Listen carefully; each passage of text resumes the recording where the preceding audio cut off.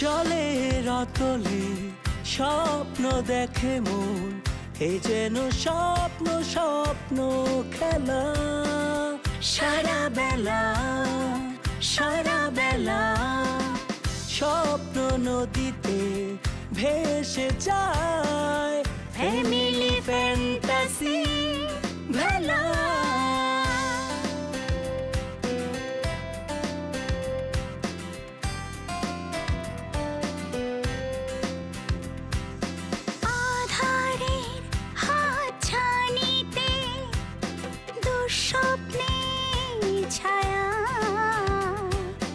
থমকে যায় সময় ঘড়ি, জানি সুখ তুমি ফিরবে বাড়ি। কাটে রাত কাটে দিন, নতুন রঙে মন রঙিন, ভালোবাসার অনিমেষ হাত ছানিতে স্বপ্নে বিভোর। Family fantasy, family fantasy, family fantasy.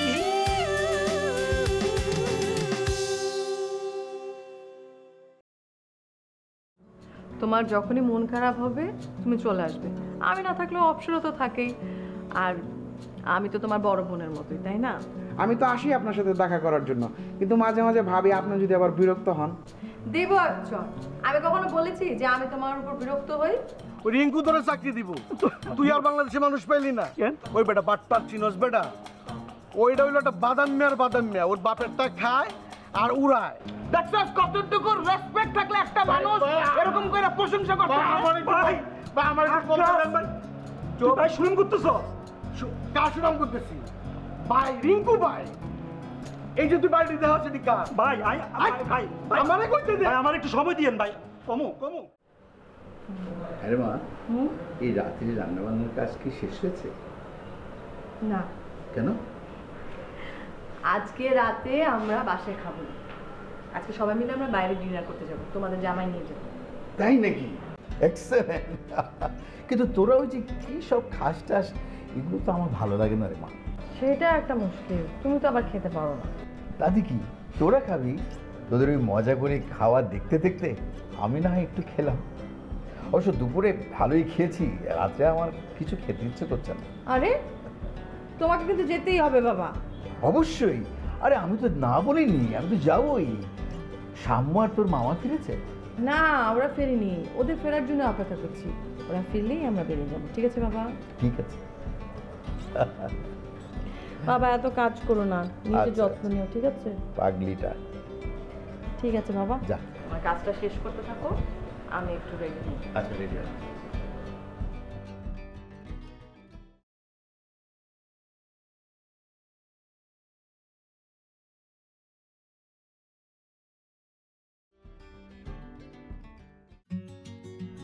কি রে তোরা ভিতরে?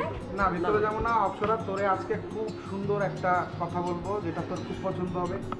সবসময় তো খালি বকাঝকা করো যে আমি ঘুরে ফিরে বেড়াই, আমি কিছু করি না। আমি খুব ভালো একটা উদ্যোগ নিচ্ছি। বল কি বলবি? শোন, আমি একটা প্ল্যান করছি। এই করোনাকালীন অনেক মানুষ কিন্তু অনেক ধরনের প্রবলেমের মধ্যে আছে। মনে কর যে ফলের দোকানদার, ও কিন্তু ফল বিক্রি করতে পারে না ওরকম। যে রিক্সা চালায়, ও কিন্তু ওরকম রিক্সা চালাইতে পারে না। যে ভ্যান চালায়, ও ওরকম ভ্যান চালাইতে পারে না। তো এরকম আমাদের সমাজে কিন্তু অনেক গরিব মানুষজন আছে যারা খুব প্রবলেমের মধ্যে আছে। তো আমি চিন্তা করছি আমার যে ভাই বেড়াদার যারা আছে ওদের নিয়ে আমি সবার জন্য একটা ত্রাণের ব্যবস্থা করছি। আসলে ত্রাণ বললে এটা ভুল হবে, উপহার। আমি একটা উপহার দিব সবাইকে, ঠিক আছে? তো এই তোর মনে কর তোর পরিচিত যদি এরকম কেউ থাইকা থাকে যে নিজের থেকে বলতে পারতেছে না আর কি, লজ্জা লাগে আর কি যে ওদের কিছু লাগবে, ওই টাইপের যদি তোর কাছে কেউ থাকে তুই একটা লিস্ট করবি আর আমাকে দিবি। না, তুই এটা খুব ভালো একটা আইডিয়া নিছিস। মানে আমি তো চাইছিলাম ফার্স্টে, ইনফ্যাক্ট আমি তো তোকে বলছিলাম চ্যারিটি করতে, আমি করবো ভাবছিলাম, বাট তোরা যখন শুরু করছিস আমি তোকে দেখে হেল্প করবো। হ্যাঁ, এরকম কিছু মানুষের খোঁজ তো আমার কাছে আছে। ইনফ্যাক্ট আমার ভার্সিটি 2টা মেয়ে আছে, ওদের বাবা বাইং হাউসে জব করতো, এখন তো তারা জবলেস। ইভেন ওদের হাতের সেভিংসও শেষ হয়ে গেছে। আর ওরা কিন্তু নিডি ফ্যামিলি না, মধ্যবিত্ত ঘরের ফ্যামিলি, ভালো ফ্যামিলি। ওদের যে এত অভাবের সময় যাচ্ছে ওরা না কাউকে বলতেও পারছে না। আমি যেহেতু ক্লোজ ফ্রেন্ড তাই আমার কাছে শেয়ার করেছিল। আমরা যেটা করতে পারি, ওদেরকে কিছু হেল্প করতে পারি। ওদের আনুষঙ্গিক কী দরকার হয় না দরকার হয় সেগুলো আমরা জেনে আমরা গোপনে দরকার পড়লে রাতের বেলা গিয়ে ওদের কাছে ওদের জিনিসগুলো পৌঁছে দিলাম। এটাই তো অনেক কিছু, তাই না? আপু আপনি একদম ভালো একটা ডিসিশন নিয়েছেন। আমারও একটা ফ্রেন্ড আছে, ওর বাবারও সেম কন্ডিশন। তো আমরা যদি মানে নিজেরা যদি একটা ভালো একটা বুদ্ধি পরামর্শ করে যদি ওদেরকে হেল্প করতে পারি। আচ্ছা ঠিক আছে, আমি তোমাদেরকে বুঝিয়ে বলছি। এই টোটাল প্ল্যানটা আমি এক্সিকিউট করে দিচ্ছি। হ্যাঁ, ধরো যাদের এরকম সমস্যা আছে তাদেরকে আমরা কীভাবে চিহ্নিত করব। আমরা একটা ফেসবুকে একটা গ্রুপ খুলবো, গ্রুপ খুলে সেখানে আমরা স্ট্যাটাস দিব যে এরকম হেল্প কাদের দরকার হতে পারে, তারা চাইলে আমাদের সেই ইনবক্সে গোপনে যোগাযোগ করতে পারে। আমরা তাদের পরিচয় কাউকে শেয়ার করবো না, আমরা আপনাদেরকে আপনাদের জিনিসগুলো পৌঁছে দেবো। মানে এই স্ট্যাটাসটা এমন সুন্দর করে করতে হবে যেন সবাই আশ্বস্ত হয় আমাদেরকে নিয়ে, তাই না? তারপর আমরা বিভিন্ন জায়গা থেকে হেল্প নিব। ইভেন আমার কাছেও কিছু টাকা পয়সা জমানো আছে, ভাবছিলাম শপিং করব, কিন্তু শপিং করার তো এখন সময় না, তাই না? মানুষকে আমরা হেল্প করি, তাহলে মনে কর কাজে লাগবে। কি বলিস? ঠিক আছে, তুই একদম একদম সুন্দর কথা বলছস, আমার কাছে খুব ভালো লাগছে। ঠিক আছে, তুই যে আমার একটা সাহস দিলি না, এটাই আমার কাছে অনেক বড় একটা বিষয়। আসলে আমরা বন্ধুরা মিলে অনেক টাকা তো অনেক জায়গায় খরচ করি, এখন যদি সবার কাজে লাগতে পারে সে টাকাটা, তাহলে তো ভালোই হয়, বল? ঠিক আছে, তাহলে আমরা এখন যাই। হ্যাঁ হ্যাঁ ঠিক আছে, তাহলে তোরা আমাকে ওই স্ট্যাটাসের ব্যাপারে আপডেট দিবি, ঠিক আছে? ঠিক আছে। আর শোন, তুই কিন্তু তোর লিস্টটা খুব সুন্দর করে করবি। ঠিক আছে, ঠিক আছে, তাহলে গেলাম। হ্যাঁ, আল্লাহ হাফেজ। আল্লাহ হাফেজ।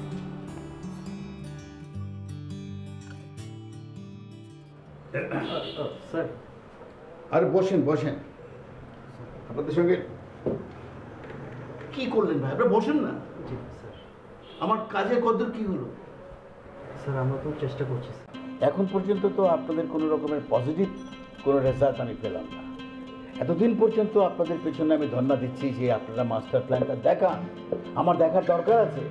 আপনারা আর্কিটেক্ট সাহেবের সঙ্গে আমাকে বসান, তার কাছ থেকে আমার ডিজাইনটা দেখার দরকার আছে।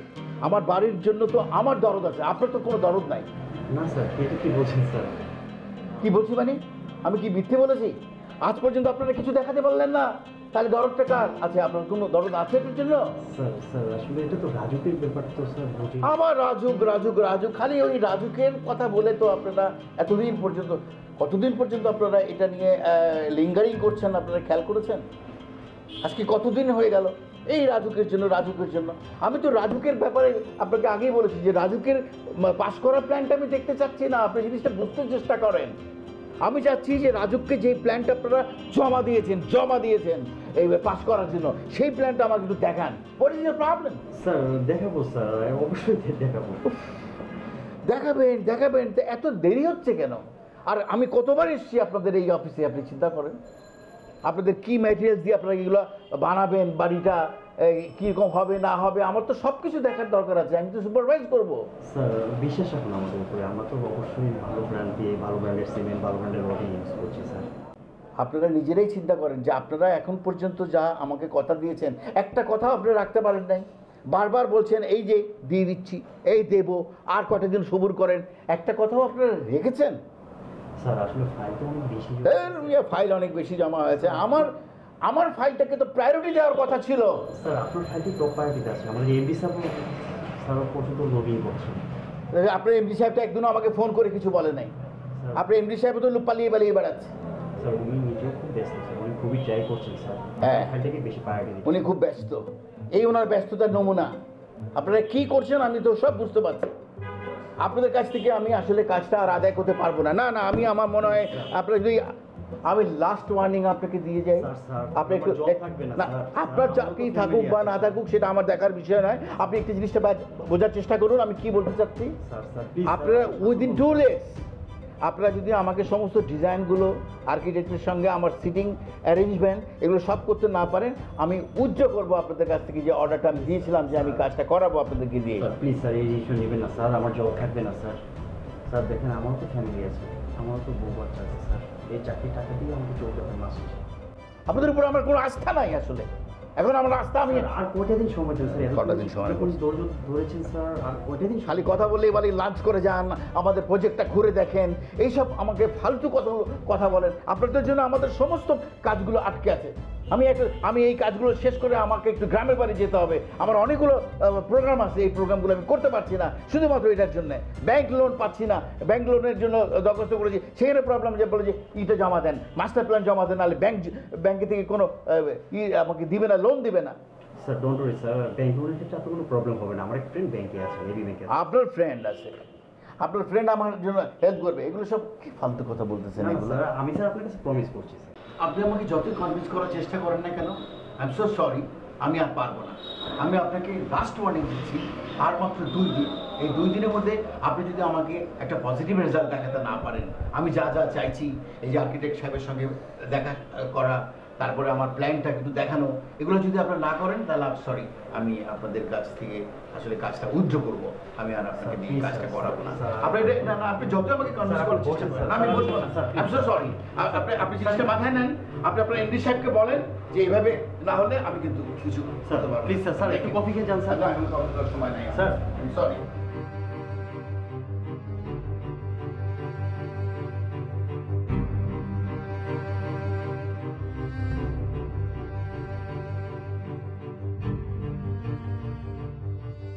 আপু, বলছিলাম কি যে ওই প্রজেক্টের জন্য তোমার মানে ড্রেস, কতগুলো কসমেটিক, এগুলো তুমি আলাদা করলে না, ওইখানে আমি দেখলাম কি তোমার অনেকগুলো ড্রেস একদম নতুন, ইভেন তুমি ট্যাগও খোলোনি, শুধু তোমার ছোট ভাই।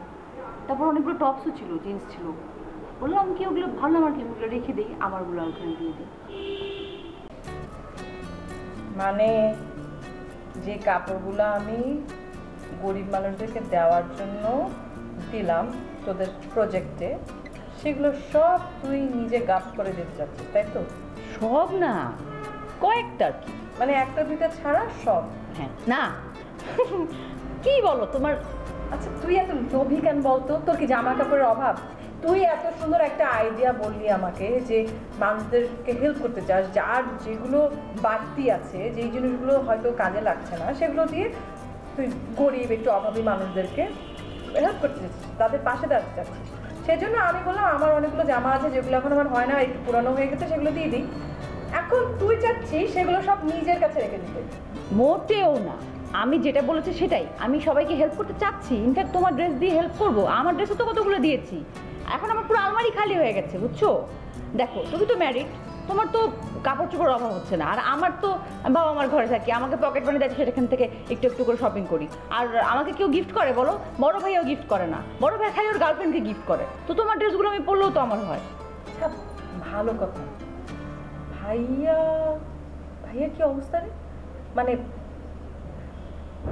আমার মনে হয় না ভাইয়া তার গার্লফ্রেন্ড, মানে আসলেও গার্লফ্রেন্ড কি না, মানে এখন পর্যন্ত প্রেমটা নিবেদন করতে পারছে কিনা সেই বিষয়ে আমার সন্দেহ আছে, এবং তাকে কোনো কিছু গিফট টিফট করে বলে তো মনে হয় না।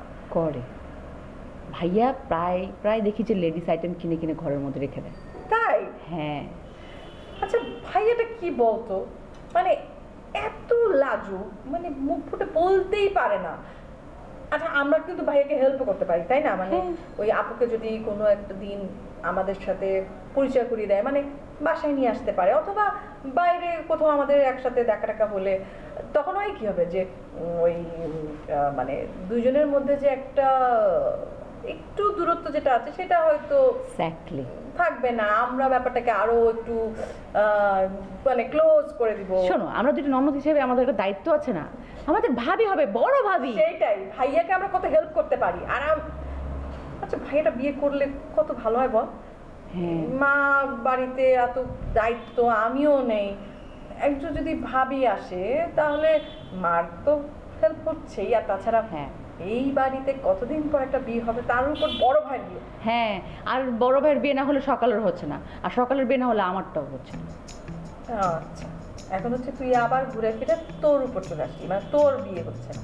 তোর বিয়ে হবে যেই পড়ালেখা ছিড়ি, তোকে তো রিক্সাওয়ালা বিয়ে করবে। এটা কি বললাম? আমাকে রিক্সাওয়ালা বিয়ে করবে কেন? কেন করবে? হ্যাঁ তুই কোন কাজটা পারিস? একটা পড়ালেখা করবি সেটাও ঠিক মতো করিস না, পড়তে দিলে ঘুমিয়ে পড়িস, সারাক্ষণ খালি মোবাইলের মধ্যে টিপাটিপি আনালে টুই টুই করে ঘুরে বেড়ানো। তুমি কি ড্রেসটা দিবা? তুমি কলকাতা থেকে কলকাতা চলে আসতেছো, কোনো ড্রেস পাবি না তুই, তাহলে আচ্ছা আমি তোকে কিনে দেবো নি একটা দুইটা জামা, ঠিক আছে? কয়েকটা দিতে হবে, একটা দিতে হবে।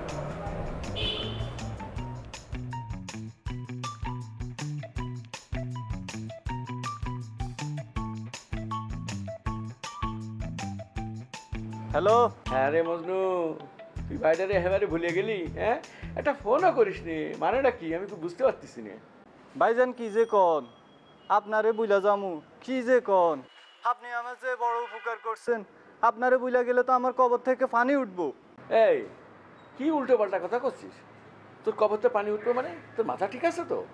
আরে ভাইজান গজব গজব পড়বো, মইরাও শান্তি পামু না। কি হয়েছে কোন ভাইজান?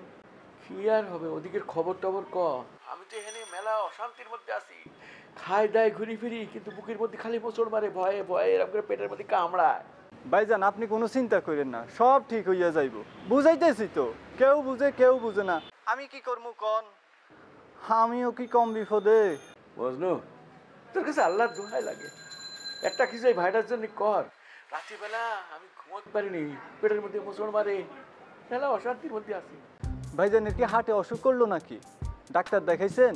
ওরে না, এ হাটের ব্যথা সে ব্যথা না, এটা হচ্ছে অশান্তির মোচড়, ইনাম করে মোচড় মারে, বুঝতে পারছিস? আরে ভাইজান তাও ভালো একটা ডাক্তার দেখাইলন, কি থেকে যে কি হয় দেখলেন না? আমাকে বসির গাছি বলা নাই কোয়া নাই, হুট করে এই রাতের মধ্যে নাই, কি থেকে যে কি হয়। এমনি আমি একটা চিন্তায় বাঁচতেছি রে, সেটা কি করবো বুঝে উঠতে পারছি। তুই এবার এই হাটের কথা কই, আমার তো এখনই মনে হচ্ছে হাটের মধ্যে কিরাম একটা কিরাম করছে, চিলিক মারতেছে। তুই আসলে লোকটা খুব একটা ভালো না রে। ভাইজান আমি তো আপনার ভালো লাগাই কইছি, আপনি যা বুঝছেন। কথা কথা ইচ্ছা করছে না, মনের মধ্যে মোচড় দিয়ে উঠতেছে। পরে কথা কবে না তো। জি ভাইজান, আসসালামু আলাইকুম।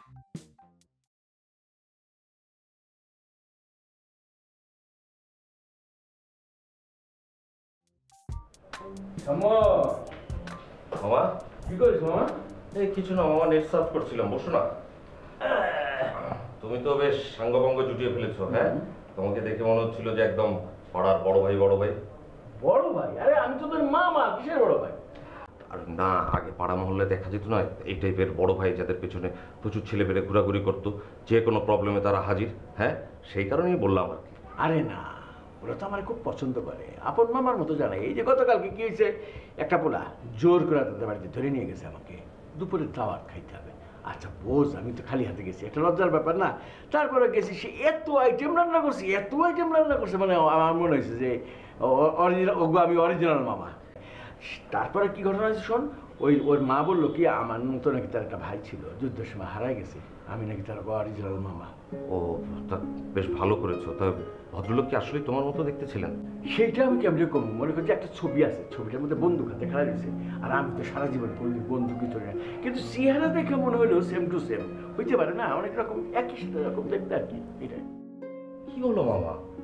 না হয়েছে কি শোন, এখনো বুকটার মধ্যে কেমন চিন করে। মহিলা আমার এত আপন করে যে তরকারি তুলে দিচ্ছে, ভাত তুলে দিচ্ছে না, মানে হয়তো নিজের আপন মার পেটের বোনের চেয়েও বেশি করে, মানে মহিলার কথা মনে হলো না, কাঞ্জা দিছিল তার ভাইয়ের কথা মনে করে। এত পদ রান্না করছে, ইহা বড় বড় চিংড়ি মাছ, মুরগি, গরুর কালাভুনা, বিভিন্ন রকমের। অত তো খাইতেই পারলাম না আমি। কেন মামা? কি কস তুই? কিরকম একটা স্যাড সিচুয়েশন, একটা মহিলা তার ভাইয়ের কথা মনে করে কাঁদতেছে, আর আমার তরকারি তুলে দিতেছে। এদিকে আমি খাইতে পারি, আমার গলা দিয়ে নামে, মনে হচ্ছে কি আমি তার ভাই। সত্যি জামাল। এর ভাইয়ের নাম আসলে জামাল। চেহারা ছবি একদম সেম টু সেম। আমার নিজের কাছে না এখনো বিশ্বাস হচ্ছে না, মাথার মধ্যে কেমন একটা ঝিমঝিম করতেছে, মানে আলো ঝালো লাগতেছে। কেমনি এত মিল হয়? ঝিমঝিম করারই তো কথা। আমি শুনেছি পৃথিবীতে প্রতিটা মানুষ নাকি কেমন জোড়ায় জোড়ায় থাকে। আজ তোমার কথা শুনে তো মনে হচ্ছে থাকতেও পারে। আবার জিজ্ঞেস করে থাকতে পারে না, মানে আমি নিজের চোখে দেখছি একদম।